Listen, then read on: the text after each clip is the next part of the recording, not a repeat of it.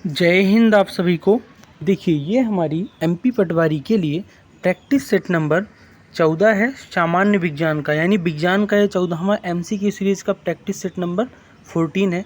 इसमें हम उन क्वेश्चनों को लिए हैं जो प्रीवियस ईयर में या तो पूछे गए हैं या फिर इस बार आने की मोस्ट एक्सपेक्टेड क्वेश्चंस हैं। तो वीडियो को शुरू से लेकर अंत तक देखना है आपको, और लास्ट में कमेंट करके ये बताना है कि इनमें से कितने क्वेश्चन आपसे बन रहे थे। ठीक है, पहले क्वेश्चन से शुरू करेंगे कि मैग्नीशियम ऑक्साइड है, तो मैग्नीशियम ऑक्साइड है क्या ये बताना है। तो एक बेसिक ऑक्साइड होता है मैग्नीशियम ऑक्साइड, तो राइट आंसर इसका ऑप्शन नंबर 1 हो जाएगा कि बेसिक ऑक्साइड है मैग्नीशियम ऑक्साइड। ठीक है, MgO। ठीक,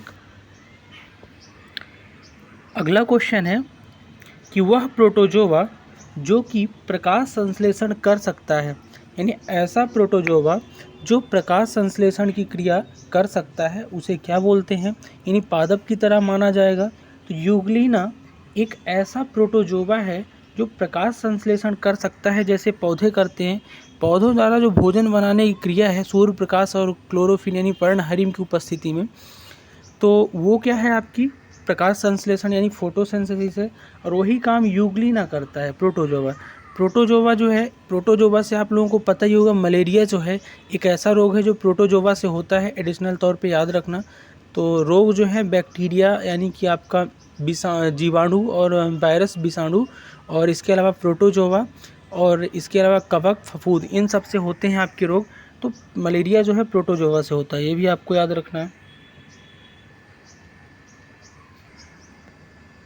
अगला क्वेश्चन देखेंगे कि प्रकाश किसकी संवेदना के कारण बनता है, यानी प्रकाश बनता कैसा है, कौन सी संवेदना होती है तो प्रकाश बनता है। देखो, तो प्रकाश जो है ना दृष्टिगोचर संवेदनाओं के कारण प्रकाश का जन्म होता है, यानी प्रकाश दृष्टिगोचर जो संवेदनाएं हैं उनके कारण आपका प्रकाश बनता है। अगला देखेंगे कि गहरे समुद्र में गोता लगाने वाले जहाज़ों को समुद्री जल के पेराई प्रभाव के दबाव का सामना करना पड़ता है। क्यों करना पड़ता है? देखो, गहरे समुद्र में गोता लगाने वाले जैसे जहाज़ हैं या पनडुब्बी हैं, तो इनको क्या है कि समुद्र जल की जो पेराई प्रभाव है उसका दबाव का सामना करना पड़ता है, यानी ऊपर नीचे होते रहते हैं। आपने देखा ही होगा जहाज़ कभी ऊपर कभी नीचे। तो ये होता क्यों है? तो ये जो है ना सभी दिशाओं में होने के कारण ये क्या होता है, आपका दबाव का सामना करना पड़ता है। कहने का मतलब ये सभी दिशाओं से दबाव यहाँ पे आता है। ठीक, अगले क्वेश्चन की तरफ बढ़ेंगे कि जब जस्ता सोडियम हाइड्रोक्साइड से अभिक्रिया करता है तब क्या बनता है। जस्ता यानी जिंक जब सोडियम हाइड्रोक्साइड NaOH से क्रिया करेगा, यानी कि Zn जो है NaOH से क्रिया करेगा तो क्या बनेगा आपका, ये पूछा है। तो यहाँ पे जब ये Zn यानी जिंक सोडियम हाइड्रोक्साइड से क्रिया करता है तो सोडियम जिंकेट और हाइड्रोजन गैस बनता है। क्या बनता है? सोडियम जिंकेट और हाइड्रोजन गैस। ठीक है, यानी NaZn बनेगा और हाइड्रोजन गैस H2 मुक्त होगा। ठीक है, छठवां क्वेश्चन देखेंगे कि वृक्क की मूल निस्पंदन इकाई है। तो वृक्क की मूल निस्पंदन इकाई है क्या? वृक्क बोले तो किडनी जो होता है उसको वृक्क बोलते हैं हिंदी में। तो इसकी मूल जो आपकी निस्पंदन इकाई है ना, ये आपकी हो जाएगी ग्लोमेरुलस, यानी ग्लोमेरुलस इसका राइट आंसर हो जाएगा। इसकी एक यूनिट है स्पंदन की। ठीक,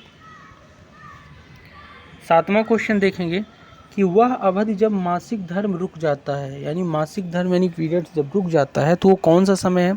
तो ये जो है आपका, इसको हिंदी में बोलते हैं आपका रजोनिवृत्त और इंग्लिश में बोलते हैं मेनोपॉज। ठीक है, मेनोपॉज। तो ये वो समय है जब मासिक धर्म स्त्रियों में रुक जाता है। ठीक है, लगभग 45 ईयर्स के बाद। ठीक, अगला क्वेश्चन देखेंगे कि खाने में कौन से नमक का उपयोग किया जाता है, यानी खाने में कौन सा नमक आप लोग खाते हैं। तो सोडियम क्लोराइड खाया जाता है, सभी को पता है, यानी NaCl सोडियम क्लोराइड खाने का नमक है। नौवां क्वेश्चन देखेंगे कि निम्न अधातुओं में से कौन सा ठोस रूप में पाया जाता है। ये सब अधातु हैं जो आपकी विद्युत की क्या होती हैं, कुचालक होती हैं। और ये ठोस रूप में कौन सी अधातु पाई जाती है, आपसे ये पूछा है। तो उपरोक्त सभी, आयोडीन जो है वो भी ठोस रूप में होता है, कार्बन भी ठोस होता है और सल्फर भी, यानी उपरोक्त सभी ठोस में पाई जाने वाली अधातुएं हैं। 11वां क्वेश्चन देखेंगे कि निम्नलिखित में से कौन सा विस्थापन की विशेषता नहीं है, यानी डिस्प्लेसमेंट की विशेषता इसमें से नहीं है। तो विस्थापन जो है मीटर पर सेकंड में होता है क्या? नहीं, मीटर वर्ष में होता है। यानी कोई चीज़ यहाँ है, खिसक के यहाँ आ गई तो क्या है? आपका विस्थापन है। ठीक है, तो विस्थापन की विशेषता इन चारों में कौन सी नहीं है, ये पूछा है। तो इनमें से परिमाण और दिशा दोनों हैं, तो ये सही बात है। लेकिन सदैव धनात्मक होता है, तो विस्थापन सदैव धनात्मक नहीं होगा, ये गलत बात है। क्योंकि देखो, आगे होगा तो धनात्मक होगा, और यही चीज़ अगर पीछे खिसकेगी तो ऋणात्मक होगी। यानी धनात्मक या ऋणात्मक दोनों विस्थापन हो सकता है, लेकिन दूरी हमेशा धनात्मक होती है, याद रखना। तो सदैव धनात्मक होता है, ये केवल दूरी को कह सकते हैं कि दूरी हमेशा धनात्मक होती है, लेकिन विस्थापन ऋणात्मक धनात्मक दोनों हो सकता है। इसलिए ऑप्शन 2 आपका गलत है। ऑप्शन 3 और 4 सभी सही हैं। ठीक है, विस्थापन शून्य भी हो सकता है अगर न खिसका हो। तो इसका राइट आंसर होगा ऑप्शन 2। 11वां क्वेश्चन देखेंगे कि निम्नलिखित में से कौन सा जल से हल्का होता है, यानी जल से भी हल्का, H2O से भी हल्का क्या होता है? तो यहाँ पे आपका जो पोटेशियम है ना, जल से भी हल्का होता है, के यानी पोटेशियम जल से भी हल्का होता है। 12वां क्वेश्चन है कि निम्नलिखित में से कौन सा बल दूरी पर क्रिया बल है, यानी कौन सा बल इसमें से फोर्स दूरी पर क्रिया बल है, दूरी पर कार्य करने वाला बल है। तो इसमें से आपको बताना था, तो इसमें से जो आपका चुंबकीय बल है ना, दूरी पर क्रिया बल है। यानी दूर दूर अगर दो चुंबक या लोहा चुंबक रखे हैं तो एक दूसरे से क्रिया करते हैं ना, उसको चिपका लेता है चुंबक, तो ये दूरी पर क्रिया बल हो जाएगा। ठीक है, चुंबकीय बल। आगे बढ़ेंगे, 13वां क्वेश्चन देखेंगे कि निम्नलिखित में से कौन आभासी छवि नहीं बना सकता, यानी आभासी छवि यानी इमेजिनरी इमेज नहीं बना सकता। तो याद रखना कि इसमें से जो आपका उपरोक्त सभी एक आभासी छवि उत्पन्न कर सकते हैं। देखो, समतल दर्पण से भी आभासी छवि बन सकती है, उत्तल लेंस, अवतल दर्पण, यानी तीनों से आभासी छवि बन सकती है। इनमें से कोई ऐसा नहीं है जो आभासी छवि ना बना पाए। तो राइट आंसर हो जाएगा ऑप्शन 4 कि उपरोक्त सभी आभासी छवि बना सकते हैं।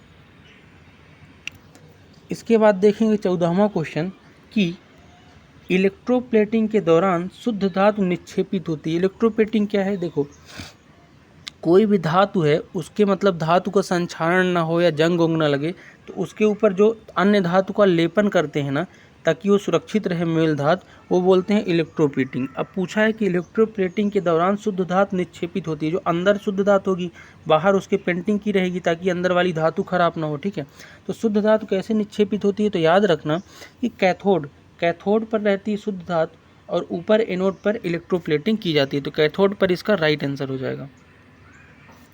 अगला देखेंगे कि रक्त फेफड़ों से हृदय में किसके द्वारा प्रवेश करता है। देखो, फेफड़ों से जो ब्लड है हृदय की तरफ जाता है, कैसे जाता है? तो याद रखना कि जो फुफ्फुसनीय नस होती है ना, इनके द्वारा फेफड़ों से हृदय की तरफ रक्त जाता है। अगला है कि पवन वायु होती है, यानी पवन जो है डॉट डॉट वायु होती है। तो पवन कैसी वायु होती है, आपको ये बताना है। तो पवन जो है एक गतिशील वायु होती है। सभी को पता है पवन चलती है, गति करती रहती है, पशुआ पवने, मत जितनी भी पवने हैं तो गतिशील होती हैं। ठीक है, 17वां क्वेश्चन देखेंगे कि प्रज्वलन ताप वह तापमान है जिस पर ज्वलनशील पदार्थ होता है, यानी प्रज्वलन तापमान कैसा है जिस पर ज्वलनशील पदार्थ होता है। तो याद रखना कि प्रज्वलन तापमान वो है जिस पर ज्वलनशील पदार्थ आग पकड़ लेता है। कहने का मतलब ये कि कोई ज्वलनशील पदार्थ है जैसे पेट्रोल डीजल, तो उसको इतने ताप तक अगर तापमान कर दोगे प्रज्वलन ताप तक, तो उसमें आग पकड़ लेगा, उसी को बोलते हैं प्रज्वलन ताप। 18वां नंबर क्वेश्चन देखेंगे कि जंतु कोशिका में नहीं पाया जाता, यानी जंतु कोशिका में क्या नहीं पाया जाता है? तो इसमें से जो हरित लवक है ना, ये आपका केवल और केवल पादप कोशिकाओं में पाया जाता है, जंतु कोशिका में नहीं पाया जाता। तो हरित लवक राइट आंसर हो जाएगा। जबकि केंद्रक, कोशिका द्रव्य, माइटोकॉन्ड्रिया जंतु कोशिका में पाए जाते हैं। 19वां क्वेश्चन देखेंगे, पदार्थ सबसे छोटा कण है। तो पदार्थ का सबसे छोटा कण आपको बताना है। तो पदार्थ का जो सबसे छोटा कण है जिसको आप विभाजित नहीं कर सकते, एक परमाणु होता है। तो परमाणु जो है पदार्थ का छोटा कण है, सबसे छोटा कण। ठीक है, आज का लास्ट क्वेश्चन देखेंगे कि नर में लैंगिक परिपक्वता किस आयु में होती है, यानी लैंगिक परिपक्वता कब आ जाती है, दाढ़ी मूछ ये सब। तो ये जो है ना आपका 13 से 14 वर्ष में नर में एक पुरुष में लैंगिक परिपक्वता आने लगती है, दिखने लगती। तो राइट आंसर हो जाएगा 13 से 14 वर्ष। तो ये था आज का हमारा टॉप 20 क्वेश्चन एमपी पटवारी के लिए practice set number 14 MCQ series समान विज्ञान का। ये प्रैक्टिस सेट कैसा लगा और कितने क्वेश्चन आपसे इनमें से बन रहे थे, कमेंट करके दोनों बातें ज़रूर बताइएगा अगर हो सके तो। मिलते हैं नेक्स्ट वीडियो में, तब तक के लिए जय हिंद।